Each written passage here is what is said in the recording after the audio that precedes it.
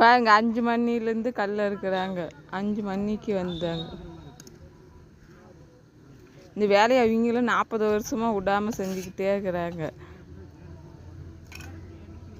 60 வயசு ஆகுது வீலுக்கு. வரும் உண்மையாக கஷ்டப்படுறது தானே போடுறேன். அப்புறம் வராமல் என்ன பண்ணுறேன்? நாய்க்கு போடுவாங்க. அன்னைக்கு 41 தான்.